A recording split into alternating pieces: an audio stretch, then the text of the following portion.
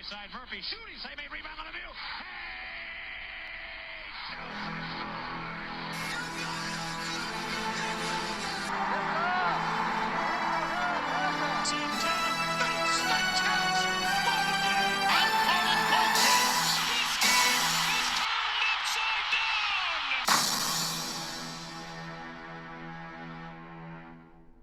Hey everyone, this is Casey. You are watching the Red Rubber Duckwind All Sports Network, and it's that time of year again. It's time for the Steelers to play some hard-nosed AFC North football. And of course, it's our biggest rival starting off division play this week, the Baltimore Ravens. The Steelers sit at 7-2 after a comeback win over the Washington Commanders, and Baltimore is at 7-3 after squeaking by the Cincinnati Bengals on Thursday Night Football in Week 10. The winner of this one will take sole possession of first place in the AFC North, and this should be a good one. Let's get started. Now, this is a Ravens offense that will be difficult to contain, and as a unit, they are first in the league in points per game with 31.8, as well as scoring 28 plus points in 7 of their last 8 games. A guy who deserves most of the credit is quarterback / running back Lamar Jackson. Throughout the season thus far, he has thrown 24 touchdowns and only 2 interceptions. And last week, he threw for 290 yards and 4 touchdowns to Tylan Wallace, Mark Andrews, Rashad Bateman, and Nelson Aguilar. Recently, Bateman has been getting a lot of attention as he had 6 catches for 54 yards last week alone with his touchdown. And Wallace had himself a game catching 3 out of 3 targets for 115 yards. The tight end Andrews had 68 yards receiving, and he scored a touchdown in 4 of the last 5 games. So that's going to be another guy to watch out for. And the production has also gotten a boost from its O-line as Jackson has only been hit once against Cincy last week, and he was never sacked against the Bengals.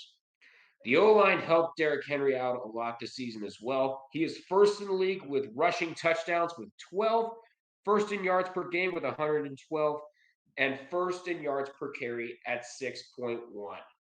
Last week, he had 68 yards on 16 carries and a touchdown. Now, the Steelers are coming off of a 4-game winning streak, and during those 4 games, the offense has put up 26 plus points. Russell Wilson has won all 3 of his starts thus far, and while he did throw his lone interception as a Steelers starter last week, he did throw for 195 yards and 3 touchdowns to George Pickens, Pat Freiermuth, and Mike Williams. Speaking of Pickens, he is on a streak of 70-plus yard games, including 91 yards on 5 catches last week against the Commanders. And Mike Williams did have his first touchdown as a Steeler last week as well. And it was his only target for that game, but who knows? He might have more this go-around. The tight end, Pat Freiermuth, caught 3 out of 3 targets for 17 yards, including his touchdown. And the offensive line is still a big concern, with 7 sacks taken in the last 2 games, with 3 of them occurring last week. The rushing attack did get 140 yards last week at Washington, but it was more of a team effort with Najee Harris only getting 53 yards, but he did pick up a touchdown along the way. And Jaylen Warren was leading rusher last week for the Steelers with 66 yards on 14 carries. Now, the Steelers defense, even though they did give up 27 points last week against the Commanders, they still have the second best scoring defense in the league at 16.2 points allowed per game. And they have allowed less than 21 points in 7 of the last 9 games. The secondary and the rest of the pass defense look to get back on track. They gave up no touchdowns in the air, but they did give up 202 passing yards to Jaden Daniels, including 113 of them to Terry McLaurin. An injury concern right now is with Dante Jackson, as he is questionable with a hamstring injury. But the pass rush for the Steelers were able to get 3 sacks on Daniels, with 2 of them coming from Cameron Hayward and 1 of them from the recent signee, Preston Smith. However, they have been dealt a major blow with Alex Highsmith missing Sunday's game with an ankle injury. In terms of rushing, this is one of the more dangerous rushing defenses in the NFL. Holding running backs to 3.9 yards per carry, while the NFL average is 4.4. and they have held quarterbacks to 3.4 yards per carry, while the NFL average is 4.6. While the Ravens' offense is high scoring and hard running, their defense has also given up a lot of high scoring and hard running. They have given up 29 plus points in 3 of their last 4 games, and they are 25th in the league in terms of points per game at 25.3. Despite beating the Bengals in the last minute, they did let Joe Burrow have his way with them as he threw for 428 yards and 4 touchdowns, with 3 of them from Jamar Chase and 1 to Tanner Hudson. They even let Chase run all over him for 264 yards. However, that did not mean they didn't get to Burrow.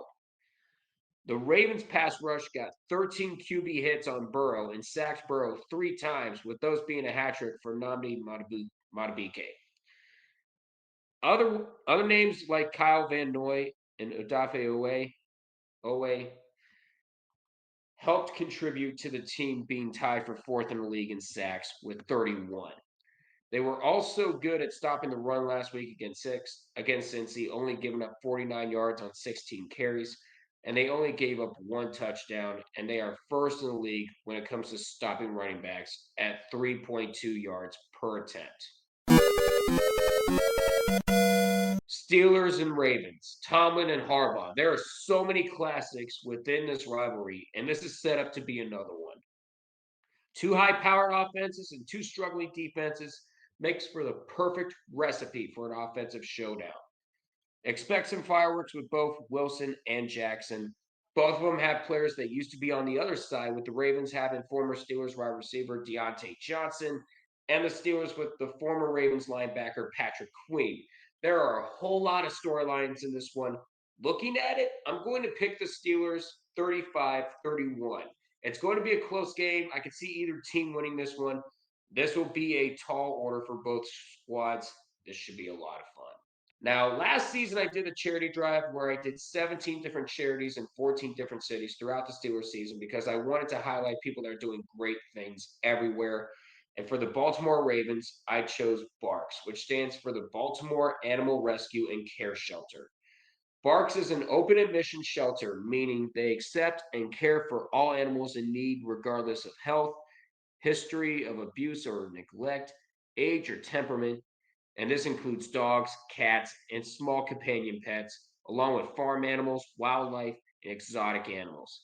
They are an essential service to the city of Baltimore, operating as a safe haven and community resource 365 days a year since 2005.